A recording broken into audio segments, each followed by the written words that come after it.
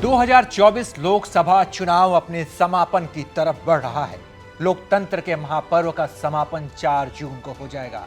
7 चरणों की वोटिंग के बाद फिलहाल चल रहा है अनुमानों का दौर, जिसमें भारत के प्रधानमंत्री नरेंद्र मोदी का जलवा एक बार फिर दिख रहा है। नरेंद्र मोदी की गारंटी कांग्रेस के दावों और वादों पर भारी पड़ती दिख रही है। इंडिया गठबंधन में तमाम दल तो जुड़े, लेकिन नरेंद्र मोदी का काट ये नेता नहीं खोज पाए। बेरोजगारी, महंगाई समेत तमाम मुद्दों को लेकर इस बार मैदान में उतरा विपक्ष। एग्जिट पोल के आंकड़ों में नरेंद्र मोदी के सामने चारों खाने चित दिख रहा है। एग्जिट पोल के आंकड़ों में सबसे ज्यादा चौंका रहा है पश्चिम बंगाल, दीदी का बंगाल। विधानसभा चुनाव में भाजपा को हराने वाली दीदी इस बार एनडीए का रथ लोकसभा चुनाव में बंगाल के अंदर रोकने में नाकाम दिख रही हैं। यहाँ एग्जिट पोल में एनडीए को 23 से 27 लोकसभा की सीटें मिलती नजर आ रही है, वहीं टीएमसी को 13 से 17 सीटें। आखिर ऐसी क्या वजह रही कि ममता दीदी के गढ़ बंगाल में भाजपा ने बढ़त हासिल कर ली? पिछली बार यानी कि 2019 में भाजपा को यहाँ पर 19 और टीएमसी को 22 सीट मिली थी। इस बार भी कहानी वही है, भाजपा लीड में है जबकि टीएमसी पीछे होती दिख रही है। एग्जिट पोल में पार्टी को भाजपा को नुकसान होता नहीं दिख रहा है, बल्कि सीटें बढ़ती दिख रही हैं। तो क्या वजह रही कि ममता दीदी मोदी का जादू यहां पर कम नहीं कर पाई? कारण नंबर 1, संदेश खाली हिंसा, चुनाव के दौरान हिंसा, इससे टीएमसी की छवि को नुकसान पहुंचा। कारण नंबर 2, भाजपा का हिंदू कार्ड और ममता पर तुष्टीकरण के आरोप, ये एक बड़ा कारण रहा। कारण नंबर 3, ममता बनर्जी का इंडिया गठबंधन का साथ देने का ऐलान करने में देरी करना। जनता कंफ्यूज हो गई कि ममता दीदी आखिर इंडिया गठबंधन के साथ हैं भी या नहीं है, तो इसमें उन्होंने देरी की। कारण नंबर 4, टीएमसी और कांग्रेस दोनों पार्टियां यहां अलग अलग चुनाव लड़ी। अगर दोनों पार्टी यहां पर मिलकर चुनाव लड़ती तो शायद तस्वीर कुछ और होती।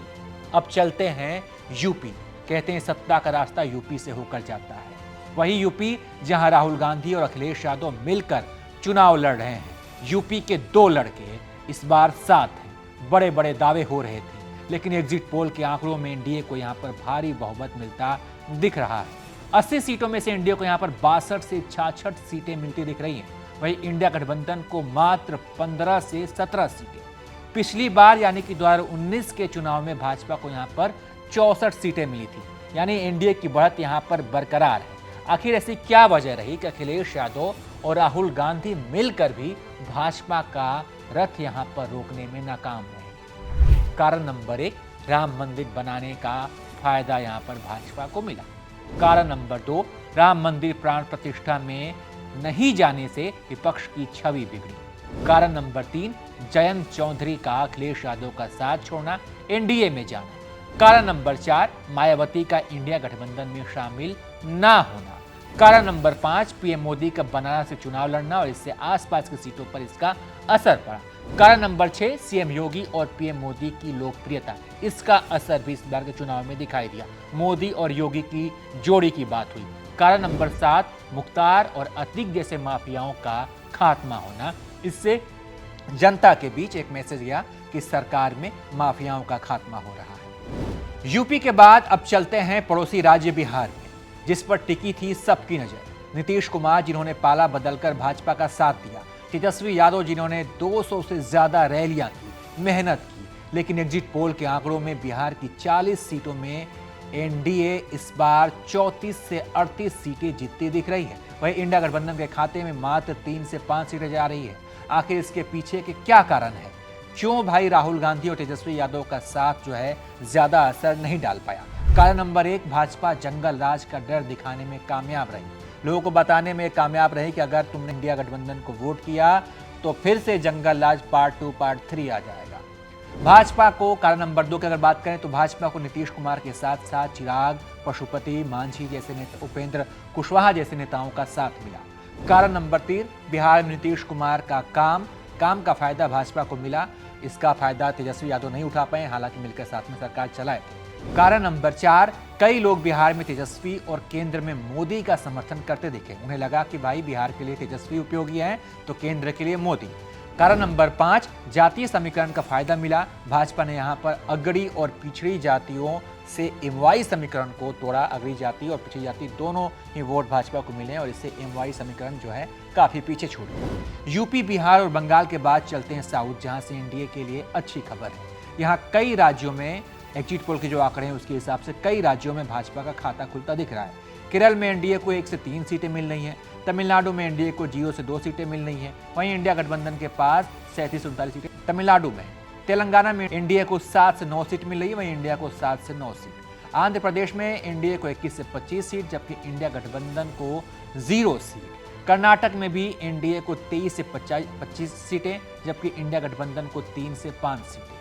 यानी साउथ में एनडीए के लिए अच्छी खबर है। इंडिया गठबंधन साउथ के कई राज्यों में लीड तो कर रहा है, लेकिन एनडीए का जनाधार भी यहाँ पर बढ़ा है। ये विपक्षी दलों के लिए चिंता की बात है। आखिर ऐसी क्या वजह रही कि यहाँ पर साउथ में भी इंडिया गठबंधन जिसका मजबूत किला माना जाता है, वहाँ पर भी एनडीए को लोग पीछे रोक नहीं पाए। एनडीए की कहिए तो जनाधार में यहाँ पर बढ़ोतरी मिली है। और अगर बात ओडिशा की करें तो यहाँ भी एनडीए के सामने नवीन पटनायक का जलवा फीका पड़ गया है। यहाँ एनडीए को 17 से 19 सीटें मिली हैं। वहीं बीजेडी जो कि बिजू जनता दल जो कि पटनायक की पार्टी है, उनको मात्र 1 सीट मिलती दिख रही है।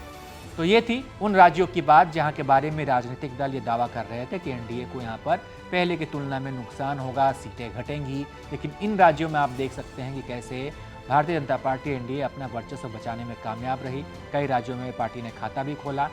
तो आखिर ऐसी क्या वजह रही? चलिए कुछ कॉमन चुनावी मुद्दों की बात करते हैं जिससे भाजपा को फायदा मिला। कारण नंबर 1, 5 किलो फ्री राशन देना। मोदी सरकार ने 5 किलो फ्री राशन दे रहे गरीबों को और भाजपा नेता जमकर इसका प्रचार भी किया। कारण नंबर 2, धारा 370 और राम मंदिर जैसे मुद्दों का क्षेत्रीय मुद्दों पर भारी पड़ना। चाहे क्षेत्रीय मुद्दे जो भी रहे हों, लेकिन राम मंदिर और धारा 370 जैसे राष्ट्रीय मुद्दे उस पर हावी पड़ गए। कारण नंबर 3, आयुष्मान भारत और प्रधानमंत्री आवास जैसी योजना है।